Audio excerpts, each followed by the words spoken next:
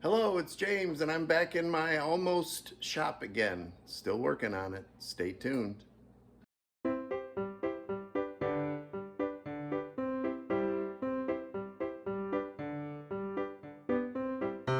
So, so I inherited this kind of a workbench, and I've been using it just to throw things onto while I was trying to sort out the mess in the garage here.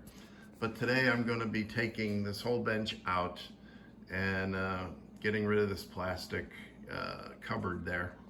And this is going to be where I start my 12-foot bench.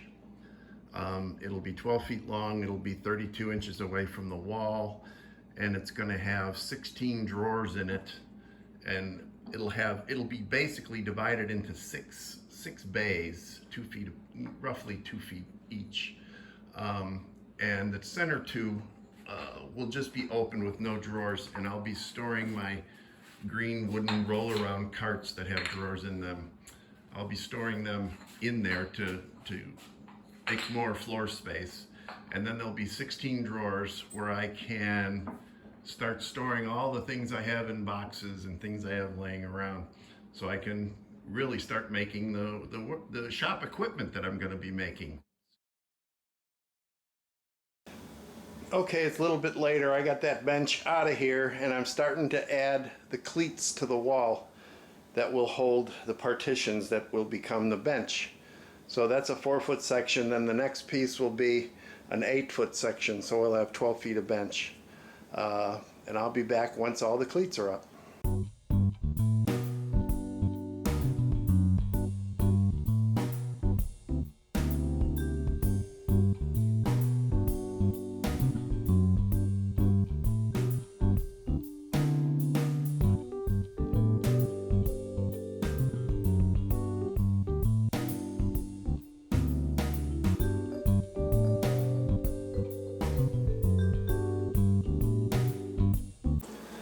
So every project has its problem, right?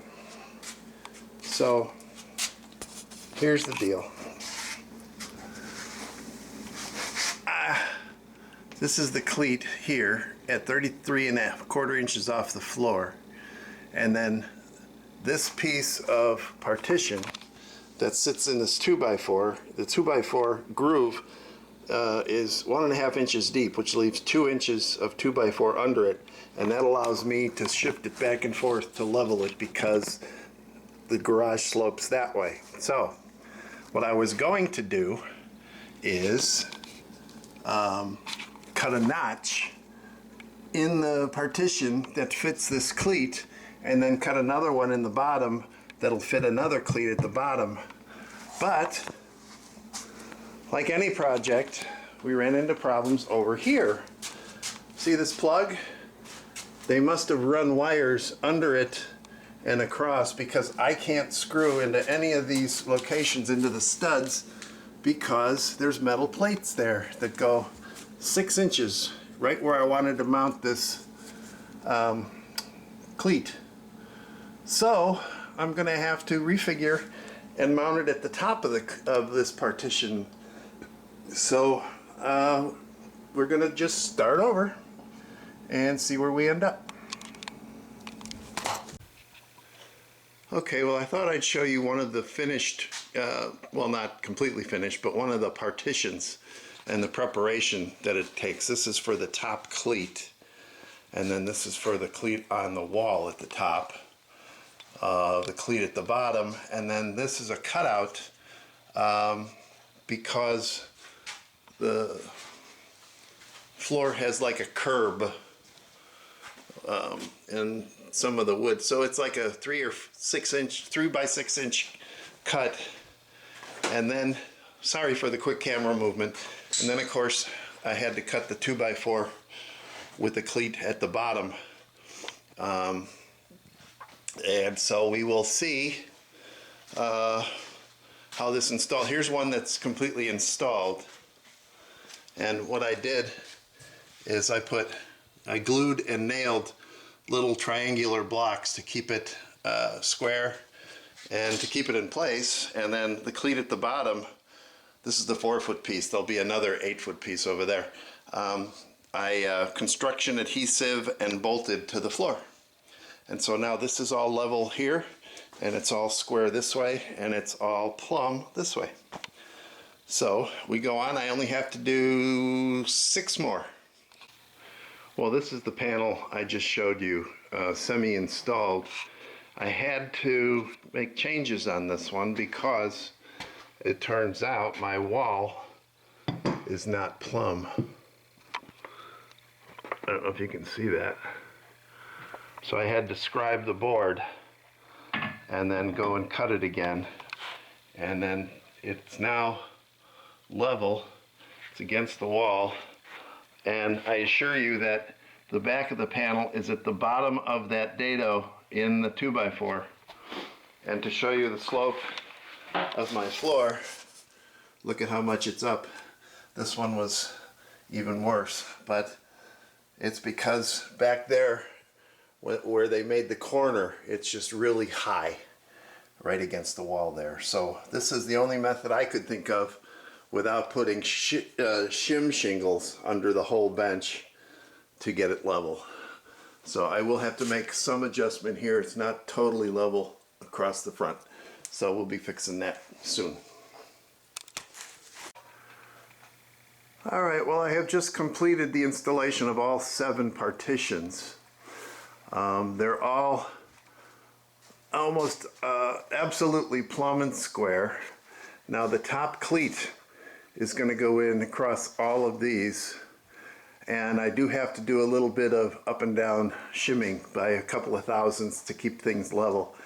But the 2 rollaway carts that I built in Woodland Park, Colorado, 6 or 7 years ago that we moved are now in their place. So I have a whole lot more room in this stuffed garage where I can set up tables and start building the drawers fairly soon. I have the drawer slides on order, or they're full extension drawer slides, 24-inch. And so I will be installing the top cleat, making sure everything is square and plumb, and then I'm going to have to paint some grizzly green. It's one of my favorite colors, grizzly. This is grizzly green.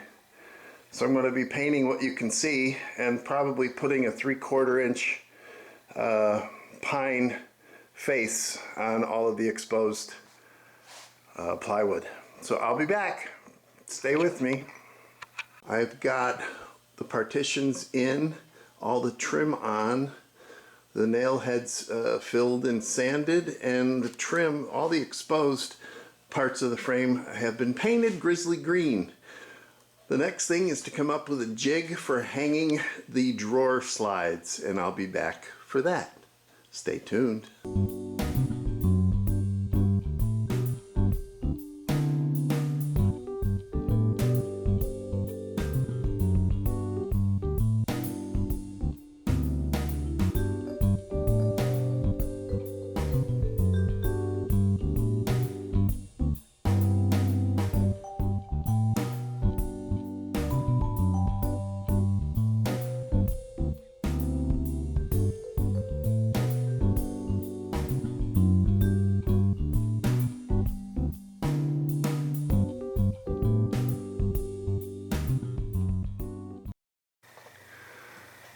So I have just finished cutting out the sides and the front and the back of the drawers. Now these are the sides. They're roughly cut at 27 inches long. I have a 24-inch drawer slide, and these are the fronts and the backs. The openings in the front roughly measure 20.5, so those are all rough cut at 21. Now what we'll be doing is measuring between the slides now to get the exact size of the fronts and backs, and then we'll start putting the boxes together. We'll be putting a groove in the bottom, a 1/4 inch groove for a 1/4 inch piece of plywood for the drawer bottoms, and then we're going to attach the sides with a 1/4 method, which I'll demonstrate when the time comes.